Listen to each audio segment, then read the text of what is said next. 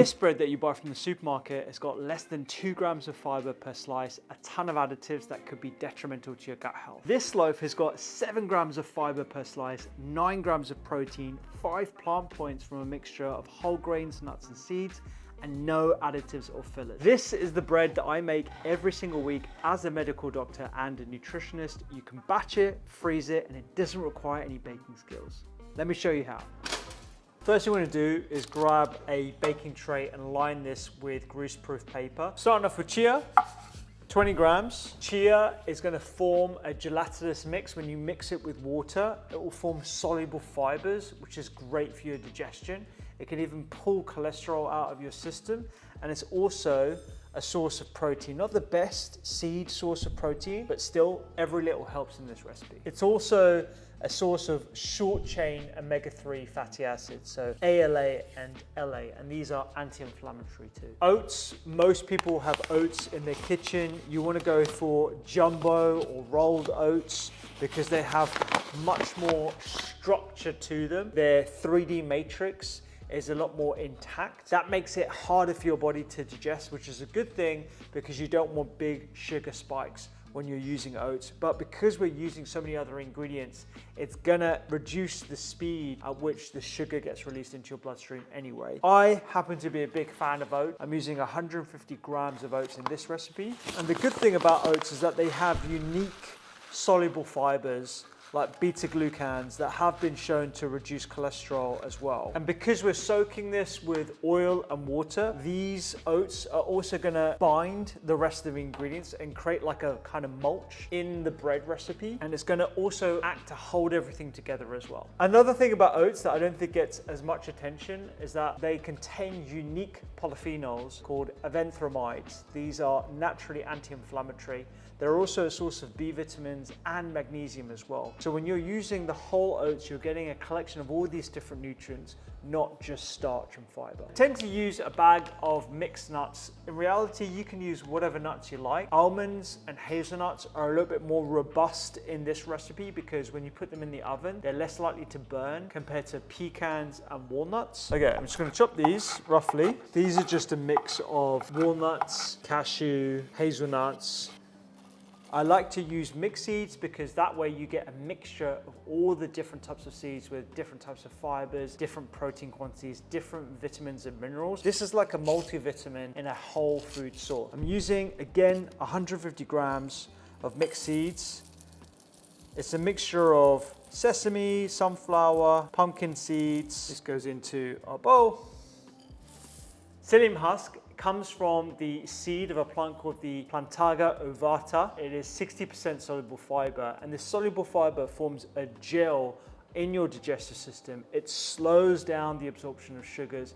It improves cholesterol control, and there are even studies looking at improved weight maintenance with this product as well. So I'm a really big fan of it for those clinical reasons, but also from a textural and binding perspective. This is going to add a little bit of stretch to the bread that's going to make it easier to use and easier to hold its shape as well. You'll find psyllium husk in two main forms. There is a flake mixture like this. So this sort of resembles nutritional yeast. This is psyllium husk in its powdered form. So it looks very, very different. So when you're using psyllium husk in a recipe, whether it's this recipe or another one, always go by the gram weight of the psyllium husk. We're using powdered psyllium husk today, and we're going to measure out exactly 35 grams. It's really important because the density of these two different types of psyllium husk are different. So always go by the gram weight. All right.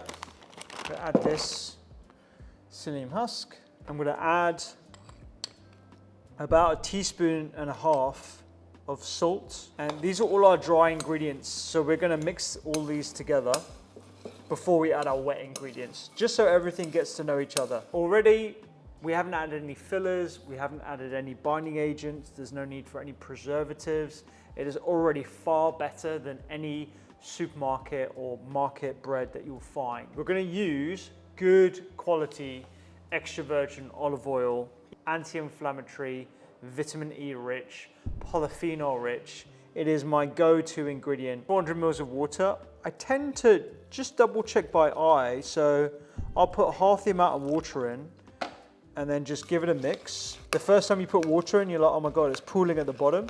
And then you mix it for a little bit and it just gets sucked right up. And you think, oh gosh, I put too much in. The more you move it around with the spoon or whatever implement you're using to mix it, could be like a wooden spoon, could be a spatula, it gets really thick like cement. And then you realize, I'm gonna put more water in, just like I'm doing now. So this is gonna be the full 400 mils of water. And the thing is, when you start making this bread recipe, you can start having fun with it. You can start putting olives into it. You can make capers. You can put sun-dried tomatoes. You could use different herbs like oregano. There's so many different variations you can make on this bread. And once you start making this every single week, you realize it's so much cheaper and so much better for your body. All right, so there's no dry bits now. Every bit of the mixture is coming together, and you'll notice that it becomes really hard to move your spoon or spatula through the mixture. So it will become sticky on your spoon and it will kind of look like overcooked porridge to the point where it's literally stuck to my spoon. The idea of soaking is to increase the nutrient density of the ingredients. It's also to remove some anti-nutrients as well. That's the reason why we soak. This will do better if you soak it overnight. So in an ideal scenario, we would allow this to sit in a loaf tin or in this bowl overnight to ensure that the chia and the other ingredients all break down. In reality, I tend to just let it sit in the loaf tin for around 30 minutes before I pop it in the oven and cook it, because I haven't got time for that. I'm gonna grab my loaf tin that I've put parchment on. I'm gonna grease it, very important step, with a little bit more olive oil. This is really useful when it comes to taking it out of the parchment, because you don't want the mixture to stick to that. And then I'm just gonna go with my hands and create a big ball. And you'll see, like, it shouldn't stick to your hands that much. It should almost come together like putty. You can even make scones using the same mixture. So just flat it down your hands and then put it flat on parchment paper and it will cook just like a scone. But we're doing bread today. I'm gonna pop it in and I'm gonna smash it into the sides so it gets into all those different nooks and crannies. So no kneading, no fermenting. Okay, so a couple of top tips to make sure you have the best experience with this loaf. Make sure you push the mixture into every crevice of your loaf tin. When we put this in the oven at 170 degrees centigrade fan, the heat is going to be able to penetrate across the loaf because it's nice and wide. You can see it looks very neat in this loaf tin because I'm literally pushing it in. You can even use your fist and you can pound it like that. And it'll feel like putty that ain't going anywhere. At this point, you can leave it in the fridge overnight for a few hours, but a minimum of 15 to 30 minutes.